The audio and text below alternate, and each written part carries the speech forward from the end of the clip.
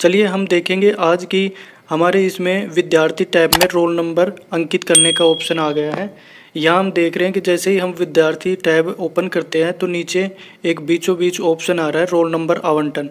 ये roll number आवंटन क्यों करना है, किस लिए? ताकि हमारी जो मार्कशीट है और जो ग्रीन शीट है उसके अंदर ये अलॉटमेंट हो सके। इस चीज़ के बारे में जानने के लिए हम आगे बढ़ते हैं, इस पर क्लिक करते हैं तो क्लास हम जो भी सेशन है 22-23 और क्लास 9th को ले लिए और सेक्शन ए ले लिए। हम 100 ऑप्शन पे क्लिक करते हैं तो हमारे सामने जो स्टूडेंट्स हैं वो क्लास वाइज सारे आ जाएंगे, जैसे 9th क्लास का हमने लिया। और अब देखिए जो रोल नंबर का है स्कूल एग्ज़ाम रोल नंबर, ये 9th के थे इसलिए 901 से स्टार्ट हुआ है।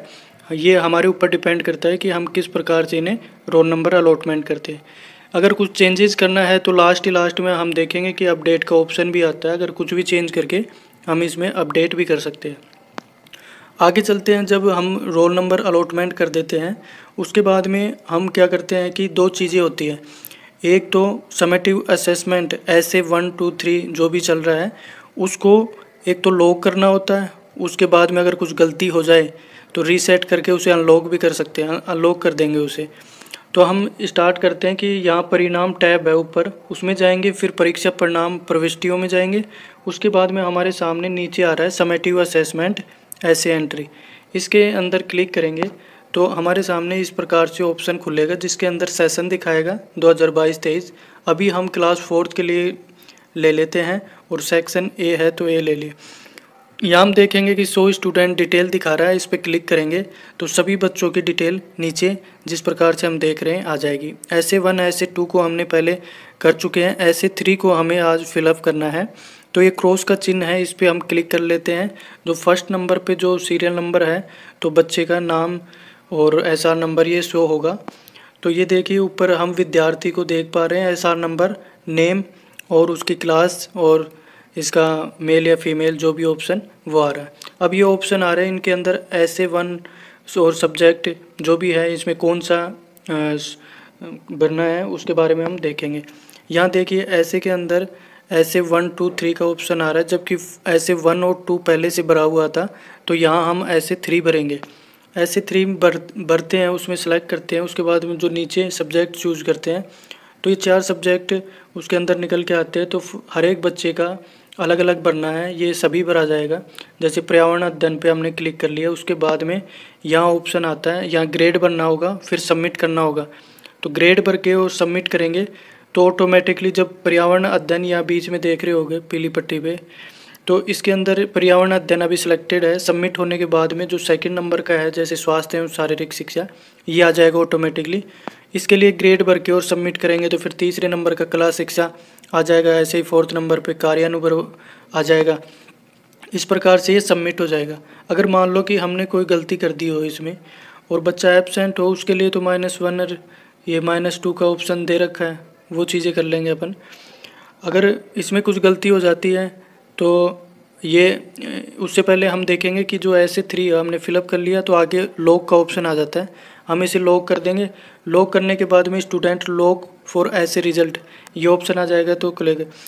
ऐसे ही हम पूरे बच्चों के इस प्रकार से सभी सब्जेक्ट ऐसे 1 ऐसे 2 और ऐसे 3 के कर देंगे और लास्ट में लॉक कर देंगे। लॉक करना बहुत ज़रूरी है क्योंकि 2 मई को जो रिज़ल्ट आएगा मार्कशीट प्रॉपर तरीके से डाउनलोड करनी पड़ेगी। इस प्रकार हमें ये लॉक करना बहुत ज़रूरी है। अगर मान लो कोई गलती हो जाती है तो अनलॉक समेटिव असेसमेंट का ऑप्शन आ रहा है, तो इस पर हम क्लिक करेंगे। उस पर क्लिक करने के बाद में क्लास सेलेक्ट करेंगे और जिस भी बच्चे का अगर गलत हुआ है या लास्ट में एक्शन का आ रहा है इस पर टिक लगा के अनलॉक कर देंगे। अनलॉक हो जाने के बाद में अब हम देखेंगे कि 1-2 चीज़ हमने देख ली कि समेटिव असेसमेंट जो क्लास 4th के लिए था और उसके लिए कर लिया हमने, अनलॉक भी कर लिया। ये एक तो ये होता है। और एक चीज़ होती है कि 9th 7th 9th और 11th क्लास के लिए 6th 7th 9th और 11th क्लास के लिए हम अलग पैटर्न अपनाते हैं जिसके अंदर मार्कशीट जनरेट होती है और फिर वो वेरीफाई होती है। अगर कुछ गलती हो जाती है तो अभी हाल ही में ये अनवेरीफाई का ऑप्शन खुला है, तो हम इस पर भी क्लिक करके उसे अनवेरीफाई करके डिटेल चेंज करके और फिर वापस से सही कर सकते हैं। चलिए इसमें देखते हैं कि परिणाम में जाके परीक्षा परिणाम प्रविष्टियों का ऑप्शन है, उसके बाद में हम जाएंगे परिणाम प्रविष्टि में। तो यहाँ देखिए हमने सेलेक्ट कर लिया 2022-23 क्लास 9 ले ली, सेक्शन ए, और पैटर्न हिंदी इंग्लिश जो भी है हमारे सब्जेक्ट वो ले लेंगे। और एग्ज़ाम असेसमेंट में हमने ले लिया फर्स्ट टर्म एग्ज़ाम। इसके अंदर जैसे फर्स्ट सेकंड टर्म आ जाएंगे, अर्धवार्षिक और वार्षिक। वार्षिक बहुत ज़रूरी है हर एक के लिए। यहाँ हम बच्चों के मार्क्स दे देंगे, जैसे हिंदी सेलेक्ट किया है तो सारे इस प्रकार से ये सब आ जाएंगे। और अगर गलती होती है तो यहाँ रीसेट करके वापस से भी कर लेंगे हम। और अब उसके बाद में जब सभी सब्जेक्टों के सभी बच्चों के हमने एंट्री कर ली तो जनरेट और प्रिंट ये मार्कशीट पे क्लिक करेंगे। तो इस पर क्लिक करने के बाद में तो हमारे सामने मान लो कि अभी हमने 11th क्लास को ले लिया और सब्जेक्ट आर्ट्स ले लिया। तो इस प्रकार हम देख पा रहे हैं कि जो हमने वेरीफाई किए थे सभी वो बच्चे आ जाएंगे।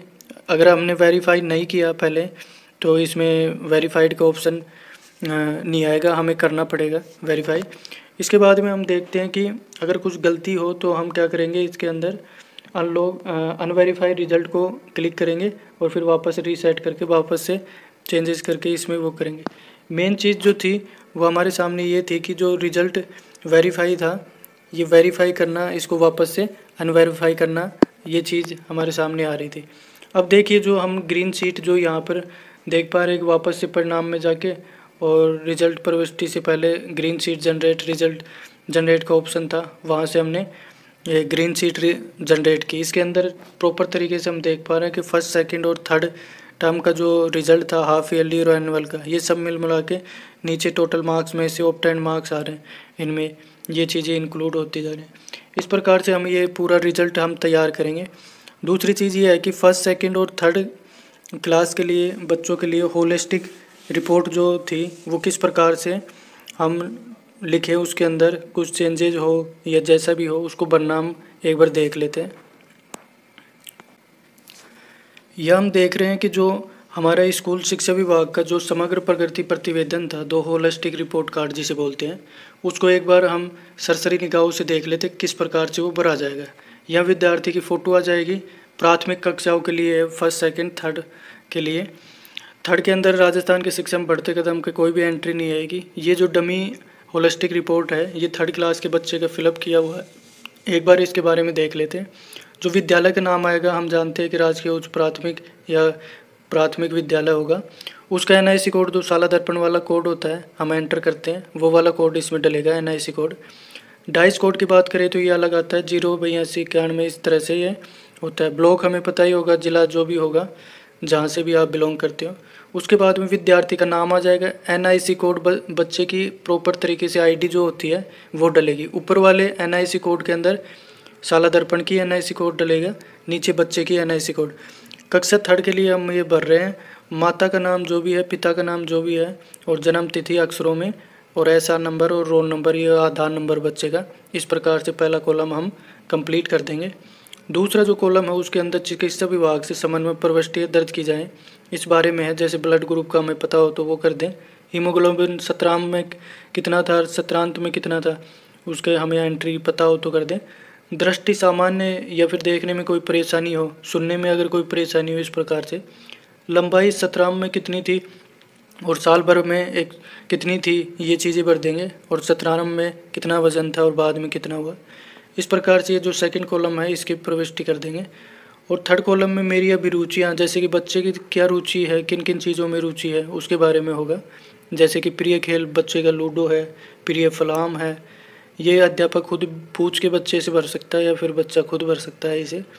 इस प्रकार से प्रिय रंग वगैरह, मोर ये इसका पक्षी है, त्योहार राखी है, जैसे विषय हिंदी हो गया। प्रतिवेदन जारी करने के लिए जो हमने ये प्रतिवेदन जारी किया है उसकी दिनांक, और अध्ययन है तो आगामी कक्षा उसकी 4th क्लास होगी अगर पास होता है तो। उसके बाद में समग्र प्रगति प्रतिवेदन है, इसके अंदर पूर्ण रूप से उसका प्रतिवेदन देखेंगे। विद्यार्थी का क्रमांक जो भी है, विद्यार्थी का नाम और नामांकन कक्षा, थर्ड क्लास की हम ये फिलअप कर रहे हैं। इसके अंदर तीनों सब्जेक्टों के बारे में बात कर रहे हैं, हिंदी थर्ड क्लास की, गणित थर्ड क्लास की और इंग्लिश थर्ड क्लास की। अब देखिए पॉइंट नंबर है व्यक्तिगत गुण अभिव्यक्ति। इसके अंदर उसका गुण के बारे में हम देख लेंगे कि सहपाठी अध्यापक मित्रता का व्यवहार, दूसरों विचारों समझना, संवेदनशील होना, आपस में सजगता का अवसर बांटना। इस प्रकार से इनमें हम टिक लगाते जाएंगे। और इसमें ऐसे 1 ऐसे 3 इस प्रकार से ऑप्शन है, उसी कैटेगरी में या उसी टर्म में हम इसमें टिक लगाते लगाते आगे बढ़ते चले जाएंगे। स्वास्थ्य एवं शारीरिक की बात करें तो व्यक्तिगत स्वस्थता कैसी रखता है, पोषण एवं स्वास्थ्य के बारे में औसत है, व्यायाम औसत करता है, खेल जैसे भाग लेने में अभिरुचि रखता है। और कला शिक्षा के बारे में हम जैसे संलग्नता के किस तरह से है, उसमें ग्रेड वाइज सिस्टम ये चलेगा, ऐसे 1 ऐसे 3 में। इस प्रकार से सभी चीज़ें हम बढ़ते चले जाएंगे। इस साइड में ग्रेड आ जाएंगे और नीचे हम देखते हैं तो सब्जेक्ट वाइज उसका जो भी क्राइटेरिया है कि कक्षा ऐसे 1 के अंदर मान लो उसका स्तर कितना था, जैसे मान लो सेकंड था अच्छा था और ऐसे 2 में आते आते थोड़ा कम हुआ, उसके बाद में 3rd में कम हुआ। इस प्रकार से ये गणित में और इंग्लिश में और पर्यावरण अध्ययन में उनको ग्रेड देके और इस स्तर में चेंज करके इस प्रकार से। अब नीचे जो आ रही है बच्चे के कार्य दिवसों के संबंधित और उपस्थिति से संबंधित है, हर महीने के अपन देख के इसे भर देंगे। इसका परसेंटेज निकाल देंगे उपस्थिति का। और नीचे हम देखेंगे कि नियमितता ठहराव पर टिप्पणी दे रखी है। जैसे बालिका का था ये, तो बालिका पढ़ाई के स्तर में अच्छी है, बालिका में परिवेशीय सजगता का विकास हो रहा है। समेकित टिप्पणियों में फीडबैक के बारे में लिखा है, बालिका ने अच्छी प्रगति की है, पठन व लेखन में उत्कृष्ट कार्य कर लेती है, बालिका की विद्यालय कार्यक्रम में अच्छी भागीदारी रहती है, सीखने की गति ठीक है। इस प्रकार से नीचे हस्ताक्षर विद्यार्थी, उसके अभिभावक और कक्षा अध्यापक संस्था प्रदान के ये चीज़ें हो जाएंगी।